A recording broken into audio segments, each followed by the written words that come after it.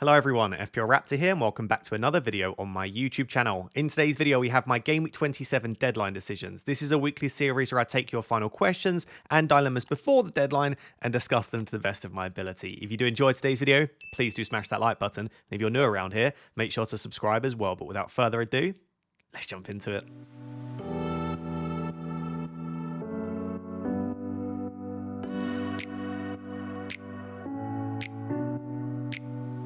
So guys, just as a reminder at the start of the video, the deadline for Game Week 27 is Tuesday at 6 PM UK time. So even earlier than the Friday one, 6 PM, not 6:30. So make sure to tune into the deadline stream later today, starting at 4 PM UK time, and just make sure that you don't miss the deadline. Hopefully you're not watching this after the deadline. But the first thing that I wanted to talk about, and one of the big decisions for this week, is actually captaincy. Please let me know down below in the comments, where do you currently stand? There are lots of people that are strongly opinionated in this. Lots of people saying, how on earth are you considering anyone other than Salah at the moment? Chelsea are rubbish, Palmer's been rubbish. And then there are some people saying, listen, it's Southampton at home. How are you not going for Palmer when Salah's got a slightly more difficult fixture against Newcastle? Normally for captaincy, what I would do is I'd go through all of the underlying data and look at XG and expected assists, look at bookies odds for who's more likely to score. I don't think that's particularly useful here right now. Like, most of us are choosing between Salah and Palmer. You don't need me to sit here and say Salah's got slightly better data, much better output as well. Liverpool are a stronger team. You also don't need me to sit here and say that Southampton are a weaker defence than Newcastle. All of that stuff feels fairly obvious. So what I thought would actually be useful for this specific captaincy discussion is just to sort of openly and in a relaxed way sort of chat through the pros and cons between captaining Salah and captaining Palmer and allow you to come towards your own decision. And that's what I like to do on this channel. I will give you my opinion and I will say which way I'm going, which I still don't know, by the way. But I also like to not be too opinionated and just see what decision you come to based on the information that I present. Hopefully that is helpful. So for each player, I've just got mainly like, so what are the pros of captaining them? But of course, the pro of captaining one player is usually the con of the other player, if that makes sense. So starting with Salah, if you captain Salah over Palmer, I've said it's unlikely to really hurt your rank. And what I mean by that is because everyone owns Salah and most people will captain him, you're not really going to lose too much by not captaining Palmer. It probably will hurt you a little bit, even if you own him, because most people own Palmer and some people will captain. So you will lose a small percentage of Palmer's points, but you're not likely to have a huge red arrow off the back of captaincy alone. So it is a bit of a protective play. That doesn't necessarily just mean that only if you're at a top rank should you captain Salah. It's just like if you're happy with where you're at or you would like to differentiate elsewhere, you might be 3 million and chasing, but you might say, I don't want to differentiate with captaincy right now. I'd rather do it by bringing in a differential player such as a Bowen, who we'll discuss later. That might be the way that you wish to differentiate. So that's the positive of captaining Salah, is it probably isn't going to hurt your rank. But then the flip side is that you're probably not going to gain much. So the positive for captaining Cole Palmer is there is an opportunity to gain which isn't there with Salah. If Salah scores 30 points, which would be ridiculous, by the way, I think they'll be up there with the best scores ever in a single week, you're still not really gaining that much because most people own and captain. Whereas if Palmer gets 30 and Salah, I don't know, gets 10, which would be a low score for him, that is a massive gain for you because not as many people own and also captain Cole Palmer. So it's obviously the flip side of each other, but there is an opportunity to gain with Palmer, but there's not as much of an opportunity to lose with Mohamed Salah. That might come down to your rank, it might come down to where you are in your mini league, or your risk appetite as well. Back on Salah again, I counted, Salah's only blanked 4 times this season, I believe. Palmer has blanked 13 times. So what Salah has, as well as explosive ability, and both players can go massive. You don't need me to say that, we've seen it. Arguably, Palmer might have the higher ceiling. He's got a couple of 25-pointers in recent seasons, but they've both got a very high ceiling. But Palmer is really streaky, and he can go through a spell of blanking. So that doesn't happen with Salah. And even in the games that Salah's blanked, he's been very unfortunate not to return. So with Salah, I've seen a few people say it feels like he starts on 8 points each week. It almost is that way. And often it's not even 8, it's 10, because if he gets a goal, he's going to come away with probably 10 points. So with Salah, the floor is probably not as low as with Palmer. Palmer could comfortably go out there and get you a 2-pointer. You would be extremely shocked if that's the case with Salah. The thing is with captaincy, you don't need consistency. You don't need someone that will get you points every week. You just need them to get it in the week that you captain them. But I guess there's less risk of it going horribly wrong by captaining Salah. Moving back to Palmer, a positive for him. Southampton concede the most big chances in the league by some distance. I spoke about this on FPL Therapy, but they concede 4.62 big chances per 90. 4.62 is comfortably the worst. The second worst in the league is Ipswich that concede 3.62 big chances per 90. It then drops off below 3 after that. So Southampton are in a league of their own in terms of giving up big chances. And whilst Palmer and Chelsea have been struggling to convert those, if Chelsea get 5+ big chances in this game, which by the way they could, given that Brighton had 10 big chances and Brentford had 12 big chances against Southampton, you would expect Palmer to be involved in a few of those and maybe be able to convert them. So that's a real positive. You don't need me to sit here and say how bad Southampton are. You can see that with your own eyes. Also, on the Southampton, I said here, players that occupy the right channels have done very well against Southampton. We saw that with Ahmad, for example, and even last week with Minte, he had 3 big chances, which was the most in that game. Players that operate, whether it be on the right wing or in that right 10 role, and even if Palmer plays centrally, by the way, and we'll discuss how I think Chelsea might line up later in the video, he still drifts into those right channels quite a lot. So I just feel like this game is set up perfectly. Lots of big chances, lots of chances conceded in, again, the right channels. In the game against Southampton earlier this season, he had over 1.5 XG in that game. Now, there was a tap-in that he stole, I think it was, off Nkunku, but I still feel like it's a really good matchup for Cole Palmer. Obviously, on Salah, Newcastle are sort of a middling to upper half table defence. They're not terrible, but they're not fantastic. But no fixture is difficult for Mohamed Salah. We've seen that this season. And also, he likes playing against Newcastle. He's had 6 returns in his last 2 games against them. Earlier this season, he got 2 goals and an assist. And the last time he played them, it was exactly the same again. So it's not a fixture where you would expect Salah to blank at all. Like, he's probably going to return, and he's shown that he can actually return quite big. I watched FPL Focal, fantastic content, by the way, Oscar. In his video, he said that since Salah's started against Newcastle, he's not blanked since 2020 against them. So it's been like 5 years in the Prem. I haven't fact-checked that, but I'm sure Oscar's correct. But what I'm saying here is that it's not like you look at Newcastle and say, oh, that's a really difficult fixture for Salah. It's absolutely fine. It's just obviously not as good as Southampton. The final point on both of them is that they're actually very good at home. Their away data is also super strong. We know how good they've both been away, but at home, Salah is first in the league for goals for midfielders, joint with Brian Mbeumo with 9. And Palmer is first in the league for shots on target and chances created for midfielders at home as well. So the two of them, I mean, they're just fantastic options. They're both great captaincy options as well. So, which of the two do you choose? I've just gone through some of the pros and the cons for each. I think this just comes down to your own feeling about it, right? Because I can sit here and give you pros and cons for each for the next hour. I genuinely think I could talk about this for the next hour. It wouldn't get me any closer to being able to predict the future.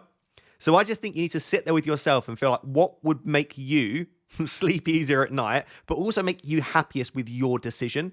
You need to own your decisions in FPL. And this goes for me as well. I can't look to anyone else here. I need to make my decision and own it. Something which I find really helpful, I spoke about this in my book, The Mind Game. I did write a book about psychology and FPL, if you're wondering, 50,000 words about it. But something that I find really useful to work out, like, what do I want to do? It's like a coin flip. You don't actually have to flip a coin. You could do a virtual coin toss, or you could just think about it. But normally, when you flip a coin between 2 options, let's say heads is Salah, tails is Palmer, in the air, you'll get a bit of a feeling about what you want the coin to land on. Even if you don't get a feeling in the air, when you then reveal it, let's say heads is, again, Salah, tails is Palmer. If it says heads and Salah's the one it chooses, what is that immediate response that you feel? Because if you really deep down probably want to captain Salah, you'll feel a bit of relief. You'll be like, yeah, I like the look of that. Or if there's the feeling of, I want to flip again, like I'm not happy with that result, then you probably want to captain Palmer. A simple coin flip can be super useful. And as I say, if after flipping the coin, you genuinely don't feel anything and you still don't know what to do, just do whatever the coin tells you. And in that case, if it really is a coin flip and you don't care, then just trust the coin and then you can blame the coin at the end of the day. I think objectively, Palmer is the captaincy option of choice this week. The reason I say that, again, if you look at bookies odds, algorithms, the fixture, how good Palmer can be, I think Palmer's got the slightly higher ceiling overall. And as a result, I think if we were emotionless beings, if we purely just operated trying to optimize our teams and get the biggest chance of a haul, Palmer's probably the one to go for. But we are not emotionless beings. We want to enjoy the game. FPL is about as enjoyment as much as it is making a perfect decision. And for a lot of people, not captaining Salah will be an awful watch. It will ruin your Tuesday and Wednesday. You won't know what to do with yourself if Palmer blanks on Tuesday. You won't be able to stay like... If it just allows you to just enjoy the game more by going for Salah, that's a good enough reason in and of itself. Like, you don't have to take a risk here massively. So I feel dodgy having done that section and that because I've not really answered the question here at all about Salah versus Palmer. As of right now, I'm 55% Palmer, 45% Salah. I am just leaning towards Palmer because I don't want to play FPL through fear. And if I think that Palmer has a slightly higher ceiling and there's not much to separate them, I kind of want to attack with the slightly lower ownership. So at the moment, I am just leaning Palmer. But as of recording this video, in 10 minutes, I might change my mind and go back to Salah. I'd love to know where you stand on this. I don't think, on paper, you can go wrong with either. I'm sure it will be a massive swing, but it doesn't really deserve it for me. I'll leave it there, and we'll discuss my team and whether I am on Palmer towards the end of the video. So there were also lots of questions around other Chelsea players that might be worth considering, and it makes sense. There are very few occasions in the Premier League where you'll get back-to-back home fixtures against the two worst teams in the league, and Southampton and Leicester, for me, are comfortably the two worst teams in the league. I would say that Ipswich are quite a bit ahead, and even Wolves themselves. Southampton and Leicester are the two teams to target, and they're both really bad from an attacking and a defensive perspective, so it's not even necessary that you'd rather attack it with forwards rather than defenders, for example. Like, all assets should do relatively well across these two games. So I can understand why you'd want to. And also, they do have a fixture in Game Week 29, right, against Arsenal away. And then in 30 and 31, it's Spurs and Brentford. Not great games, but not terrible games. I think then it's Ipswich in 32. So as a sort of set of 5 or 6 fixtures, they're okay. The Arsenal away game in Game Week 29 isn't ideal, but at the same time, you've got Southampton and Leicester just before that. So if you consider it as a block, it's pretty decent. So what I've got on your screen is actually the team that they lined up with against Aston Villa, because it was a slight difference to what they usually do. So what they usually do is have Enzo Fernandez, especially in the absence of Lavia. Enzo Fernandez plays a slightly deeper role. Palmer is the one as the 10, which opens up another spot for a winger. However, in this game, and it was a bit fluid, at points it almost looked like a 3-4-3, but I think largely it was sort of this 4-2-3-1 formation, where they had Gusto Chalobah, who's now injured by the way, Colwill and Cucurella as their defence, and then they had Caicedo and Reece James. So Reece James wasn't inverting for me, he was playing as an out-and-out midfielder, and he actually got 90 minutes and looked really good. And because you had Caicedo and Reece James, that then unlocked Enzo Fernandez to get forward. Obviously, though, you don't want Enzo Fernandez and Palmer occupying the same spaces. So with Enzo occupying that sort of central 10 role, that allowed Cole Palmer to go back out to the right, where he's done very well for Chelsea in the past. And Cunha actually played off the left, and Pedro Neto was the one playing as the 9. So that's how Chelsea lined up against Villa. And in the first half, it worked really, really, really well. Enzo Fernandez was brilliant. He was getting on the ball a lot. Palmer was on the periphery a little bit. And also Nkunku struggled to get into the game, but Neto and Enzo Fernandez, for me, were the two standouts. And Reece James had a really decent game as well. Ignore the SofaScore rating. I was quite impressed with Reece James in that midfield role. So it worked really well in the first half, and I was like, hang on a second. Chelsea assets are back on the menu. And then they sort of capitulated in the second half. Will they line up with the same formation and style in Game Week 27? I have absolutely no idea. The issue we've got is that Reece James probably isn't going to start again. And if he does, how many minutes can he get, right? He's just played 90 minutes. We know that his fitness isn't fantastic. He gets re-injuries all the time. And so if Reece James drops out, there's no one else to really go in there and just play as an out-and-out defensive midfielder other than Enzo Fernandez. So my prediction, and Chelsea fans, please correct me if I'm wrong, I think James will drop out. I think Enzo will drop back into defensive midfield alongside Caicedo. And when I say defensive midfield, Enzo does still get forward, but a little bit deeper. Palmer will come back across into the central 10, and then I think someone like Sancho will come into the 11. So what we'll probably see then is a front 4 of Nkunku, Neto, Sancho, Palmer, and then Enzo Fernandez and Caicedo as the deeper midfielders. That isn't a definite, though. If Reece James can start again, or they feel like they can play someone else in that role, maybe we see a continuation of what we've got here, with Enzo playing more advanced, Palmer staying on the right. If that's the case, I think Nkunku's minutes are the one that's the most of a worry. I think Neto will absolutely start again. And if they play with this exact same team, they could play 10 of the 11 the same and just take Nkunku out and put Sancho in on the left. So I think if any of those attackers are going to lose minutes over the coming games, it's probably going to be Nkunku. So when we then come to deciding which Chelsea players might be worth considering, I think Cucurella first is a great option. His minutes have been really good. He does get forward a little bit as well. He always finds himself getting headers inside the box for Chelsea. He's not very good in the air, by the way, but I quite like Cucurella. He'd be up there as one of the better defenders to buy for me. And I think he is worth the extra money over Colwill because he has a bit more attacking threat, decent for baseline bonus. And he's very, very nailed on as well. So I think Cucurella would be the Chelsea defender to go out there and buy for me. Out of the attackers, I've got Enzo, Neto, Nkunku, and Sancho here. I think Enzo is arguably the best value one to go and get. I will just note once again, a few people did recognise that towards the end of the game, in the final minute or two, he did pull up with what looked like a slight knock or issue. Some people were suggesting it was his hamstring at the end of the Villa game. However, there was nothing said in the press conference. No reputable journalists have reported any issues. And so as of right now, there's nothing to suggest that he has an issue. It might have literally just been something like cramp, which would be ideal. And then I think at that case, at 4.7, Enzo might be the best. But is anyone really going out there and buying Enzo Fernandez? I mean, I've got him and I'd like to start him, but I don't think he's a great buy.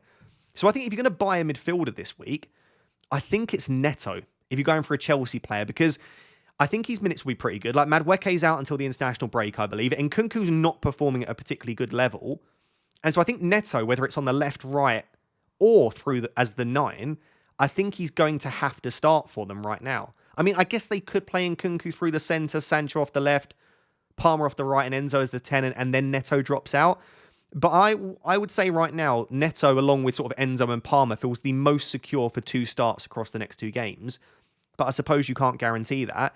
If you're looking at Nkunku, I don't hate this, right? Nkunku could quite easily go back into the 9, or he could continue to play on the left, but he's not been very good, has he? He's been playing at quite a low level. And in this game, he was probably the worst attacker for me. He really struggled to get into the game off the left. And I see no reason why they would put Nkunku back as the 9 when Neto did it at a much higher level for me. So that's kind of where I stand right now, is I think I prefer Neto to Nkunku. And with Sancho, there is a world in which Sancho doesn't start. I would be very surprised if Sancho does start the next 2 games. So putting that all together, I don't necessarily think that any of these Chelsea players are must-buys. But if I was going to recommend 2, it's probably Cucurella and Neto. And if Enzo is fit, then he might be a decent option dependent upon where he plays. I'll leave it there. I think you're probably better off considering some other players. So let's actually discuss the best players to buy in FPL at the moment. So if we are looking at the best players to buy in FPL at the moment, I've just made a little list of the best 3 defenders to buy, the best cheap midfielders up to 7 million. I've said the best premium mids, not technically premium at that price, but a 7.1 and above, getting to the more expensive prices. And then the best forwards to buy in FPL at the moment as well. Obviously, I don't know what your wider team looks like. I don't know what your general plans are. All I've assumed here is that money is ideal, right? So I'm taking into account value, but also I'm assuming that you're not on free hit 29. Because if you are free hitting in 29, I would go out there and buy Munoz, and I'd go out there and buy Mateta, and I'd go out there and buy Isak and Hall, because they double in 32, they've got good fixtures around the blank, and the blank then doesn't become an issue for you.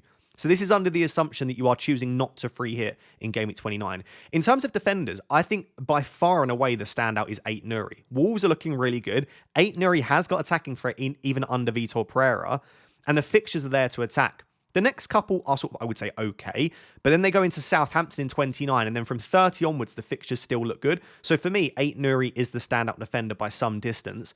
After that, I've got Cucurella on here because the next 2 are great. So even though 29 isn't, you'll hopefully make up for that over the next 2 weeks. So he has to be on there, but he is a little bit expensive. And I've got Howson in 3rd. I do still like Howson and Kirkes. The Zabani red card is probably going to make their defence weaker, which is why he's dropped down a little bit for me. But I still expect them to defend well. I think they are still largely a system-based team that should still be able to stop teams from creating too many chances. Other players that aren't here, Gvardiol will become a real option, I think, for Man City. Maybe this isn't the week to buy him, but moving forward, I do think Gvardiol will come back into our thinking. And I think Dorgu is a fine option as well. I know people will laugh at that, but given they've got Ipswich this week and Leicester in 29, Man United players, if you are desperate, aren't awful options, but I probably wouldn't be looking to go there. So that's the defenders. In terms of midfielders right now, arguably the best midfielder to go and buy this week is Jared Bowen. I've sort of grouped them all together, but I have separated them on price. He is 7.4 million, or he's actually 7.3, but I think he's going to go up tonight. I'm recording this late on Monday to 7.4. It's a very tricky price point because a lot of people have Mbermo, and I wouldn't be selling Mbermo to buy Bowen. Or you've got someone like a Rodgers or an Enzo, but finding the funds to upgrade to Bowen then is quite difficult, and it might require a hit. I wouldn't go out there and break your team to buy Bowen, but with Leicester this week, with Everton in the blank, overall okay fixtures for West Ham. He's on penalties in the absence of Paquetá. He's playing as the number 9 and getting really good minutes. There is so much to love about Jarrod Bowen, and I think he's just a very Potter-type player. I think he'll continue to perform very well. So for me, the standout player to buy this week in midfield, it is Jarrod Bowen. If you can't afford Jarrod Bowen, I would be looking at Semenyo. I know in recent weeks I've had Semenyo as the 3rd best Bournemouth asset. I think if you're buying right now, Kluivert is getting a lot of early subs, and Dango's minutes as the number 9 are coming towards an end, you'd imagine, because Evanilson is now back in the squad. So if Dango's not confirmed as the 9, he might still get good minutes off the left, but then that reduces the appeal of him. Kluivert's never making 90 minutes these days. He comes off quite early. Willie's minutes continue to deteriorate to a point where he might not even start the odd game. Maybe. Semenyo just gets like 90 minutes in pretty much every game, or at the very least 80. So with Semenyo, he's just a really solid option that will see you through to whenever you need to have him for. So for that reason, Semenyo would be there. I still think Kluivert is fine. I'd buy Kluivert ahead of Dango Ouattara, just because, again, I am worried about, in the long term, Dango's minutes. This week, it sounds like Evanilson still isn't available to play, so I'm pretty sure you'll get Game Week 27 with Dango starting as the 9, but longer term, that might become an issue. Other cheap midfielders, I think Kudus is a standout for me. West Ham fans have been calling for him to be rotated a little bit. Apparently his performances haven't been great, but against Leicester this week is a really high upside game, and you would expect him to start this one. Other players that I do like the look of, maybe the Nottingham Forest midfielders. It's not a good week to go out and buy them, but Elanga and Hudson-Odoi, especially given they have Ipswich in 29, I do really like the look of as well. I have put Mbermo on here. I would go and buy probably Jarrod Bowen before Mbermo, just given the fixture and given the upside. A little bit lower owned, a great home fixture this week. But if you still don't own Mbermo, I can understand the appeal to go out there and buy him. And if you have the money to do so, and maybe you are protecting your rank a little bit, I think Mbermo is a really decent option at 8 million. And I've chucked Foden on there because I think City are going to start to go on a nice run now. That's my prediction. And we've been saying that for a little while and they haven't. And Foden has been really disappointing this season. But I can imagine a cheeky punt on Foden, especially given they've got Leicester in Game Week 30. They have a fixture at home in Game Week 29 against Brighton. I can imagine Foden could do really well if you've got the money sitting around for some reason. But for most people, I think it's going to be pretty tricky to get there. Finally, in terms of the forwards, Cunha is the standout for me. Penalties, corners, free kicks, good minutes, good underlying data, creativity, goal threat. Great for baseline bonus, which means if he scores, he gets 3 bonus, and the fixtures are exceptional. Cunha, for me, is probably the best player to own and buy in FPL at the moment, given the run that they've got coming up and given how good he has been all season. I really like Marmoush, though. I am very tempted. He looks like he might even go up in price tonight to 7.2, but Marmoush reminds me of Cunha, in fact. And I saw someone on Twitter say that he looks a bit like Suarez in terms of the way that he manipulates the ball and strikes it as well. And I kind of get those comparisons. He's very greedy. He's very direct and he wants to score goals, and his minutes have actually been okay since coming in to the Man City team. He started 4 games in a row in the Prem. He's not made to 80 minutes yet, so he's not getting 90 minutes, but I do think that will come. And I don't see how Pep rotates him heavily when he's comfortably their best attacker at the moment. He's the only one that's doing much in terms of having a bit of an end product, but also creating as well. So I really like Marmoush, but would I recommend going and getting Marmoush ahead of Cunha? I probably wouldn't. I've chucked Wissa on there, and of course Chris Wood is always a fine option to go and buy. But for me, if I'm going for the best option, it's Cunha. And if I want to go a bit spicy, I'd go Marmoush. After that, you have the option of going elsewhere if you want to. Beto always deserves a discussion at that cheaper price too.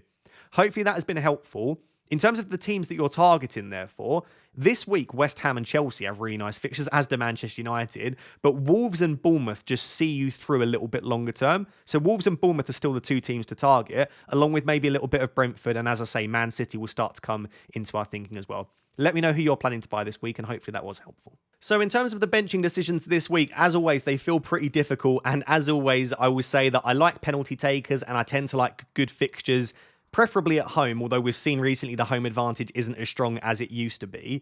And minutes as well are always a good thing. So that's what I'm looking at in terms of players that I want to start. It's the reason that most weeks the likes of Isak, Mbermo, Mateta are all very high up on this list. Fernandes is maybe too high, but he's got such a great fixture.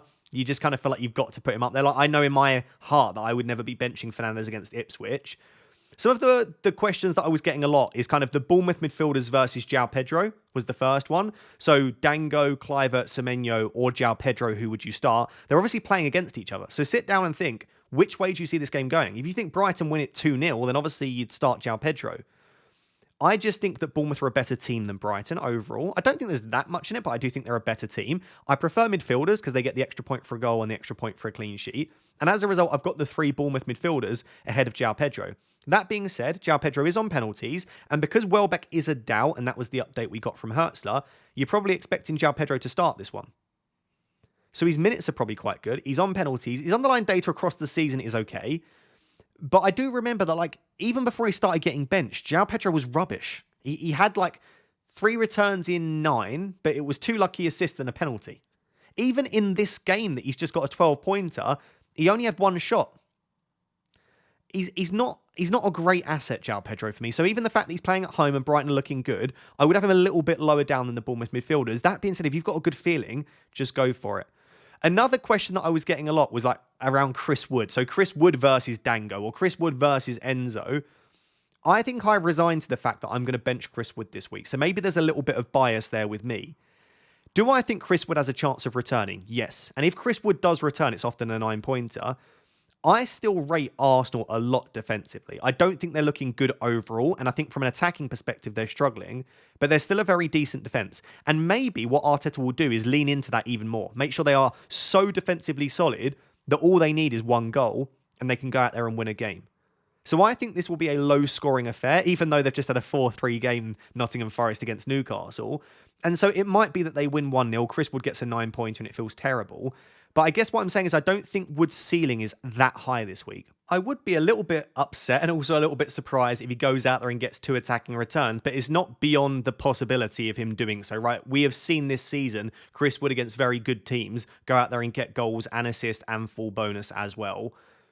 But it feels less likely, like it doesn't feel like he's going to massively punish you by selling, and it's a good opportunity again. Now, maybe I'm getting a little bit too risky because I've had a few good back-to-back weeks and the Glasner punt worked out for me.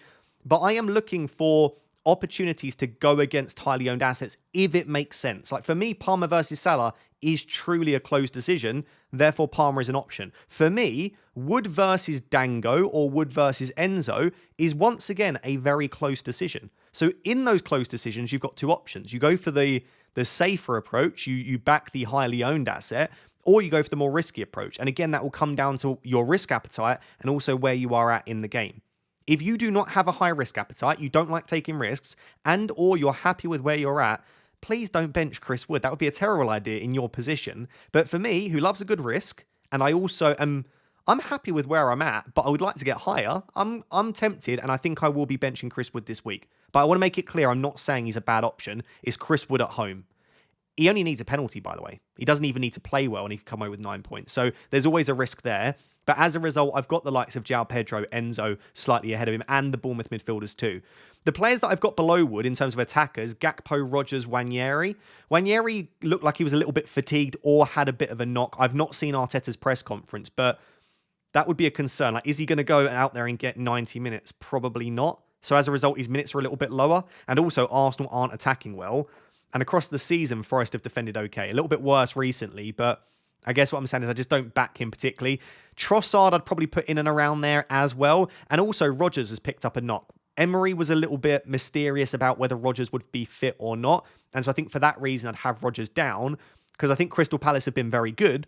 But also on top of that, I think that Rodgers' minutes might be a little bit less than they would be. Even if he does start, is he going to get more than 70? Probably unlikely. In terms of the defenders, maybe a bit of bias because of how much I love him, but Munoz has been so good recently. Even though he is better away and Crystal Palace are better away, I still kind of back him this week. So for me, Munoz is right at the top. He's just so attacking. He's literally a right forward that is listed as a defender. And yes, he obviously defends as well, but on the counter and on the transition, Munoz is always the furthest player forward. So goals are always a possibility for him. Gabriel and Trent for me are just elite assets.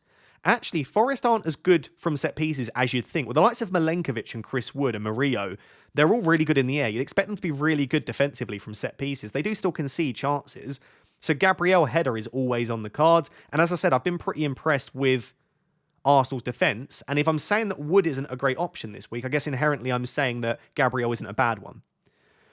Trent, Newcastle, I expect to score that game, but Trent's been getting forward a decent amount. We know how good he is with the ball at his feet. I think he's okay this week. I would probably slightly prefer to bench Trent to Gabriel, just because I think Gabriel's got a much better chance of keeping a clean sheet for me, at least. When it then gets to like Robinson, Kirkes, I think this is all very close. Robinson versus Kirkes in particular is a coin flip. I just think Robinson is slightly more attacking, has slightly more creativity. Kirkes, from open play, hasn't shown as much ability to get goals and assists. And then with Aina and Hall, they've both got tricky fixtures, but I just think Arsenal are a little bit toothless at the moment, whereas Liverpool are full steam ahead. So I would have Aina ahead of Hall. Hope that's helpful. I've probably missed out some players there, so apologies if that's the case. As always, take it with a huge pinch of salt, because I'm just guessing as well, and I can't predict the future. Trust your gut feeling. Think about your own philosophy as an FPL manager. Think about your own risk appetite and make a decision that you are comfortable with. So then, guys, just to finish with my own team ahead of Game Week 27. And again, there'll be a deadline stream at 4 p.m. UK time for 2 hours before the deadline, where we'll go through all of your final questions, your benching dilemmas, a little bit more about captaincy, and I'll confirm my own team as well. But I've got 2 free transfers and 1.9 million in the bank. If you want to see a bit more about my team, I recorded my team selection video, which went live yesterday, and also an episode of FPL Therapy where I went through my team in quite a lot of detail. So if you want more content before the deadline, feel free to check those out. You can see them on my homepage on my YouTube channel. But very briefly, I don't think I need to make a transfer this week. I've already got a bit of a benching headache. I've got defensive cover, I've got attacking cover, and I want to start building towards a position where going into blank game week 29, I've got at least 3, preferably 4 free transfers. So if I roll this week in 28, I'll have 3. And if I roll in 28, going into 29, I'll have 4 free transfers to build the best team I possibly can. And maybe if I need to, take a couple of hits as well. So for me, transfers aren't really, unless something crazy happens on Friday, on Tuesday. I probably said Friday throughout this. Anyway, if something crazy happens on Tuesday ahead of the deadline, then maybe it will force me to make a transfer. But as of now, it's captaincy and it's benching decisions. So in terms of the defenders, I just love Munoz, and I find it very difficult to bench Gabriel and Trent. So for that reason, at the moment, Robinson is on the bench. But Fulham are better defensively away from home. I think overall this will be a low-scoring game, and I think Robinson could get something here, whether that be an assist or a clean sheet. So I am wanting to start him, but I've decided I'm not going to bench Munoz. I think it would have to be ahead of Trent, because I've got Isak in the 11, so maybe I back Newcastle to score a few goals there and bench Trent. But then they're playing at home, Liverpool, and they've been pretty good defensively recently. So I don't know. That doesn't feel great to me. I feel like they could control this game fairly well. And I think often with those midweek games, Slot finds a way to get a level of control over the game. So I think I'm going to have to bench Robinson at the moment. And then in terms of the attackers, probably the smart player to bench, because he's only owned by 0.1% of managers at my rank, is Enzo, right? He is a slight doubt because there could be rotation with Chelsea midweek. He's been rubbish. Chelsea haven't been good. He could even be playing central defensive midfield, right? He could be playing really deep if James doesn't start. And he's not on penalties. He's not even taking as many set pieces. Everything is pointing towards just bench Enzo, but it's Southampton at home. I keep coming back to that, and I think anyone has a chance to get a return there. And I liked what I saw from him, and I do think he's been a little bit unfortunate not to get more returns. But there have been a few rough games in there. But 1.51 XGI in that game was remarkable. But 0.58 against West Ham. 0.93 here against Ipswich. Even when he plays a slightly deeper role, he does still get forward. So I think I want to play Enzo Fernandez for that super differential. So really it's probably between Dango and Wood. And I just think with Dango, he's lower owned. And I think he'll get this game as the 9. He's not on penalties, whereas Chris Wood is. But Brighton are a weaker defence than Arsenal. And he's a midfielder, extra point for a goal, extra point for a clean sheet. So I could bench any of Enzo, Dango, Wood. I've not fully committed to this at all. But as of right now, that means that Wood and Robinson are on the bench. And then with captaincy, I keep going back and forth. But for the last few hours, I've been, and that doesn't sound like a long time, but it is, I've been on Palmer. It feels like something could go horribly wrong with this. But I was trying to think, what is the worst case scenario? And this will come back to haunt me because it will be even worse. But worst case for me would be Palmer 2, Salah 18. That's a 16-point loss. I can suck that up. I just got 20 points from Glasner. That basically wipes out the Glasner gains. I'd probably get a red arrow back below 50k. I'm still inside the top 100k. I'm still happy with my team. I've still got the bench boost free hit wildcard left. In a worst case scenario where Palmer does nothing against Southampton and Salah gets another 18 pointer against Newcastle, it's still not season over for me. Like, I'm still happy with where I'm at. And the flip side, if Salah gets 8 and Palmer gets 14, great. I'm gaining some points then. And that could shoot me towards the top 10k. So I feel like I kind of want to attack it a little bit. So I'd say as of right now, I'm pushing probably 60% Palmer, but I want to just make it very clear because I hate committing to things and then feeling like I can't change my mind. On the deadline stream, I might bottle it. I might say, do you know what? I actually feel like I've got enough risk already by benching Chris Wood, having Enzo in the team. Maybe I don't also need to risk the captaincy on Palmer. But that's where I stand right now. If the deadline were now, this is the team I'd go into it with. Let me know what your plans are for Game Week 27 and let me know what you think of my team as well. So guys, there we have it. That is my Game Week 27 deadline decisions video. As I said, do not miss the deadline later today at 6 p.m. UK time. And thank you very much for watching. If you're not yet subscribed, please do consider subscribing. I really appreciate it. Until next time, which will hopefully be on the deadline stream, thank you very much for watching. Bye-bye.